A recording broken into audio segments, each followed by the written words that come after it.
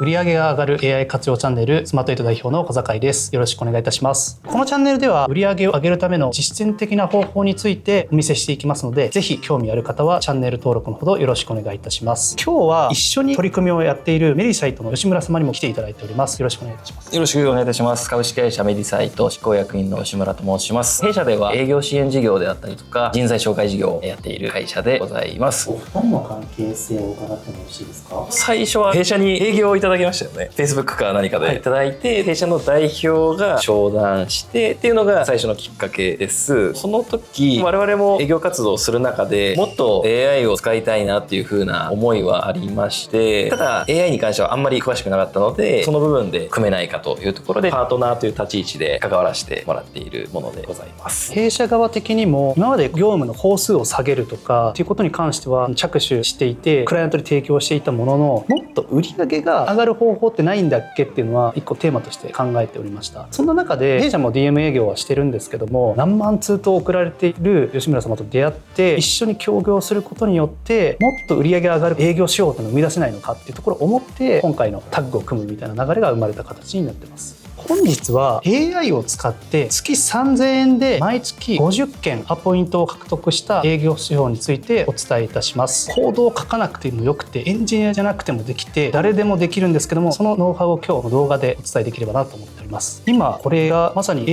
AI でアポを取った内容になっております。もうすでに60件ほどになってきていて、この取り組みだけで3000円で60アポを獲得しております。アポが取れた情報がスプレッドシートに自動で転記されていくという、そういう形なんですか？それも AI でやらせていただいております。実際月3000円で50アポ、本当すごいことだったんですけど、その後っていかがですか？月3000円で50アポって聞くと質の低いリードなんじゃないかと思われる方も多いかなとは思うんですけども、実はそんなことないです。結果受注率で言ってもかなり上がってまして、要因2つあるかなと思っていて、1つは相手のことを分かってますよっていう風なメールを送っているので、商談の時にすでに心を開いていただいているケースっていうのはかなり多いかなと思ってます。なので話しやすいというか警戒感がないというところは1点あるかなと。あともう1つ、決済者の割合が多いです。部長さんであるとか役員さん、社長様のアポの比率っていうのが今だいたい 75% を超えてまして、おそらく経営者層に刺さる文面っていうのを私の方で AB テストを繰り返している結果かなとは思っていて、そのノウハウも詰め込んでいるようなものにはなってるかなと要因として思ってます。弊社で見ると結構顧客層が変わったなと思ってまして、今まではウェブ広告代理店様とか人材紹介様であったりとか、私がリクルート出身っていうのもあって、そこに近しい業界っていうところが反応して、そこに狙って訴求してました。ニッチな業界の方、今まで接点がなかったような業界の方にも反応いただけたっていうところが変わったポイントです。結果的に売上ベースでいうとだいたい5倍ぐらい変わってきてます。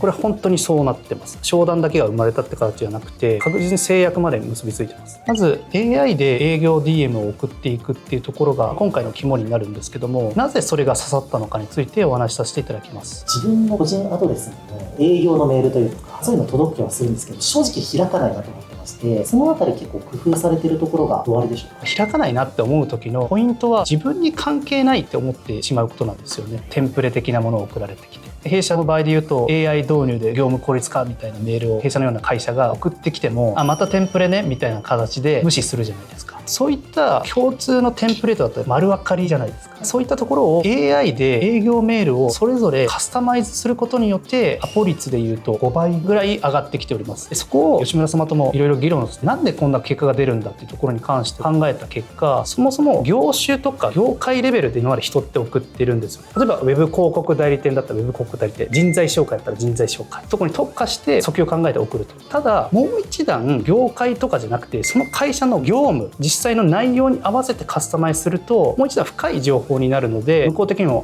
これ弊社のことこんだけ理解してくれてるんだって形で思われるケースが多いと思います。どうでしょう？これナンパと同じだと思ってまして、例えばですよ、ナンパするってなった時に連絡先を教えてください、いきなり言ってもそれは連絡先教えてくれないじゃないですか。お姉さんそのピンクのネイルめちゃくちゃ可愛いですねって言われたら、そうですよねってなるじゃないですか。それと全く同じだと思ってて、いきなりアポくださいお願いしますじゃなくて、御社のこういうところを体現しました、こういうところが素晴らしいと思って、御社に対してこういうことが我々の方でできますっていうのを、解像度が高ければ高いほど自分のことを見てくれてるんだってなってアポをいただける。テレアポもメールアポも同じだと思うんですけど、また同じようなな文面来たらみんなに絶対送ってるやつだって思われるんじゃなくて、自社のことを見てくれてるんだな、事業内容を理解した上で送ってくれてるんだなっていうことを分かってもらうことが大事なんだなっていうふうに思ってます。実際我々で商談している中で、例えば漫画の制作会社の方が制作会社向けに弊社側で事前にプロトタイプを作って漫画のネームを作れるアプリっていうところをお見せした時に、ここまで理解してくださってる方初めてですって言われたりとか、文字の構成をする会社様とかでいうとそこに合った事例とかを訴求していたりもするので、先ほどおっしゃられた通り全く開かなかったです、10年ぐらい全くそんなの見てもないですっていう会社様がすごくうちのことを理解してくれてるから今回商談をやりますって言ってくださったりしておりました。ただアポが大量に取れてるっていうわけじゃなくて、ちゃんと相手の業務に理解した内容になってるから反応してくれてるのかなと思います。実際の手順について教えていただけますか？ステップとしては主に3つあります。1つ目はリストの準備ですね。企業名と事業内容が分かるもの、サイト URL とかメールアドレスとかがあれば OK です。こちらは AI でリストを作ってもリストを買っても良いですし、既存の見込み顧客のリストを使っても良いです。ここはどういった手段でも大丈夫です。ステップ2がこの手法の革新で AI による事例の自動生成になっています。リストの一社一社に対してその会社の事業内容を読ませて業務に当てはまる事例を3つ出させます。ここが業界単位じゃなくて業務単位になっているっていうのがポイントです。一社一社手で入力するのって大変だなっていう印象なんですけど、そこっていかがですか？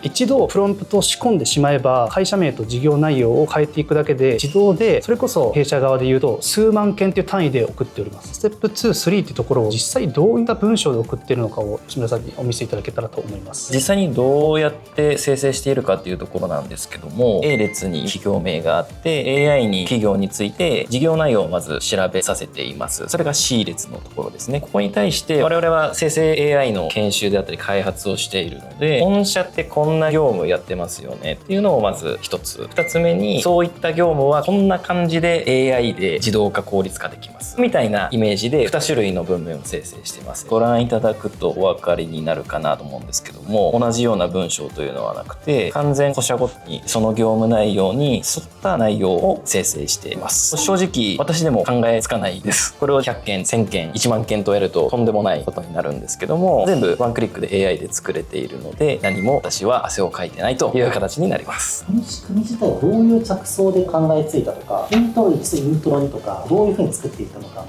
考の過程もぜひ聞けるといいなと思ってます。そもそも従前ですね、メディサイトという会社、私のこれまでの営業経験でカスタムして文面を送るっていうことはずっとやってたんですね。テラボもそうですけども、ちゃんと相手の情報を見てそれに合わせて文面を書いてメールを送るということをやってたので、ずっとアポは取れてたんですね。ただ時間がやっぱりかかるのでスケールしないというところで、ちょうど AI というものが現れて、これもしかして AI で作れるんじゃないかっていうところが最初のきっかけなのかなと思います。これまで累計も1000万通以上試したんですけども、その中でこのイントロ1イントロ2っていう分けてるのも理由があって、ただただ1行ぐらい書いても意味ないなとか、こういうプロンプトだとちょっといけてない文面が生成されちゃうなとか、そういった試行錯誤がめちゃくちゃ繰り返された中で、結果的に今2つの文面を生成するっていうところで着地しています。これもまだまだ改善余地はあるかなと思っていて、どんどんと修正の日々でございます。これって強烈に業界とか業界カットで効果って結構違うんですか？今やってみて基本的に全業界に効きます。なので広告系であったり人材系であったり反応してくださってますし、制約までもいってます。ただ特徴的だなと思っているのはニッチな業界ですね。今まで例えば漫画の会社様であったりとか、離婚の相談をメインにされている弁護士の方であったりとか、すごくニッチな業界の方とかが結構反応してくださってるイメージもあります。先ほど人が訴求を考えるって時間かかるってお話があったんですけど、ニッチな業界ってそこの訴求をやっても ROI 合わないんであんまりやられないんですよね。だったらマーケットがでかい業界にしっかり訴求考えて打つ方が ROI 高いんで優先順位に下がってしまうんですよね。っていう意味で競合の方があんま送ってないって、でもうちは AI でカスタマイズして送れるんで、そういったところで競合が弱いロングテールの部分にアプローチできているのも一個反応してくださってる観点かなとは思っております。吉村さんの話がそうですね、全くおっしゃる通りです。全業種業態に刺さると思ってます。なぜなら個社ごとにカスタムしてるので絶対に刺さるという風な最強の手法だと思ってます。これって企業秘密なのかもしれないですけど、どんなプロンプトを使ってるのかってお見せいただくことができたりしますか？そこは企業秘密になってますので、ただ弊社でそこの月3000円で50アポ取れる方法っていうところを AI の導入支援あるいは研修という形でレクチャーさせていただくことは可能ですので、ご興味ある方は概要欄からぜひお願いいたします。というわけで本日は月3000円で50アポ取った手法をお見せいたしました。聞いてみてどうでしたか？ぜひやってみたいなっていうところと、我々もやっぱりアウトバウンド営業って効果が出なくてやめてしまうみたいな、そういう経験すごい多いんですよね。っていう中でなるべくお金をかけずに、かついろんなところまでアプローチができて効果が出るところですごい興味が湧いたってところが今思っているところです。ぜひ YouTube の制作とかってその会社とか業務に入り込んだ提案をした方が動くと思うんで、ぜひお願いします。ありがとうございます。これで売り上げを爆増させて私も今までですね、外注で例えばテレアポの会社に依頼したりとかしてあんまり効果が出なかったとかってあったんですけど、吉村様と一緒にやらせていただいて本当2日とかで30アポがバッて決まったりして、こんなことありえるのっていうような体験を得ていて、いろんな AI 活用あるんですけども売り上げが上がるっていうこの体験においては今回お伝えした方法っていうのはかなり真を食った AI 活用かなと思いますので、今回の DM 営業に関わらず要は個別最適な訴求を打つってところは AI 生成 AI が出てきてからようやく出てきた戦略テーマの一つかなと思いますので、求人とかでもできるかもしれないですし、違った方法に1個抽象化させてやるっていうところも売り上げ上がるのにつながってくるかなと思いますので、ぜひそのあたりとかも使ってみていただけたらなと思います。吉村さんいかがでしょうか？間違いなくこれで売り上げが増えているので今後もやりますが、その頃にはまた違う AI とかも出てくるので、そこのあたりは小坂井さんにちょっと最新の AI 情報を教えてもらいながら日々アップグレードしたいなと思ってます。本日は吉村さんにお越しいただいて貴重な YouTube 企画になりました。ありがとうございました。ありがとうございました。ありがとうございます。